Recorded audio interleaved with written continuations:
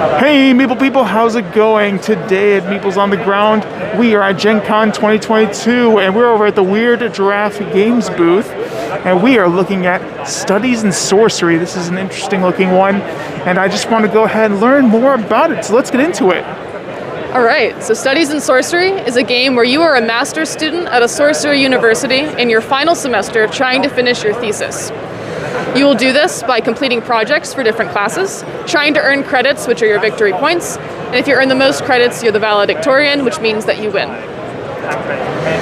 During the game, your semester is divided into 4 different months, each of which has increasing difficulty of classes and therefore more difficult projects, which is just like how real life works.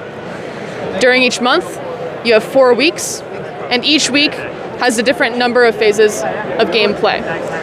During each week, you will take player actions, commit materials to projects, check for project completion, and then move on to the next phase of the moon. You start out the game with a research grant of $5, and you get to choose between one of 2 thesis prompts to try to complete by the end of the game. During your turn, you can do a number of things. The main 2 are look for resources and buy projects. Looking for resources is my favorite part.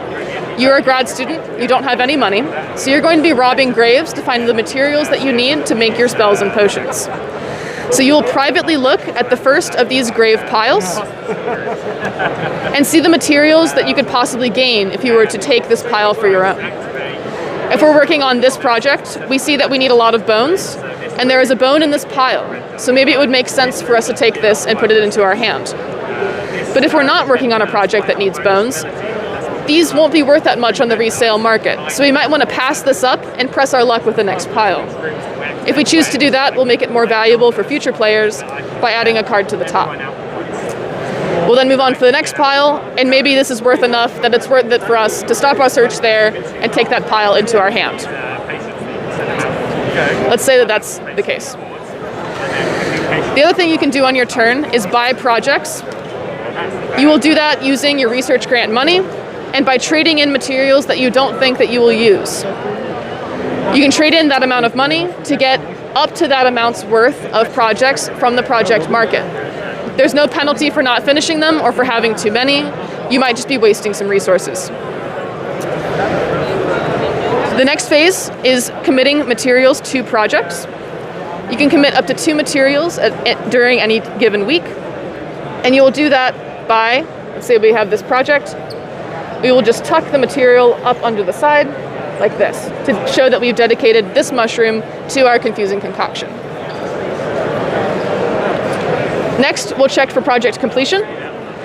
So if we have collected enough materials to complete a project, so like let's say that we have 2 mushrooms and a vial here, we will flip the project over and gain the victory points associated with it on the back.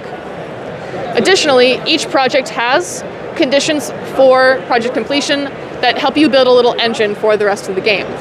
So for instance, some projects have things that activate when you complete the project and only once.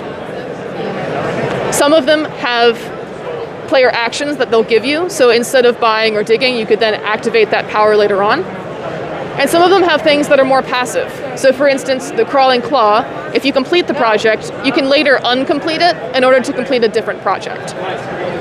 So you want to typically find projects that work well with each other, that are able to get you the most victory points possible. At the end of 4 weeks, you move on to the next month, and at the end of 4 months, the semester is over, and the person with the most credits is the valedictorian and wins.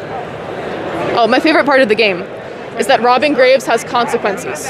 So, if you find a cool fossil and use it in your project, you actually get extra credit on that project because you've added to the greater scientific literature.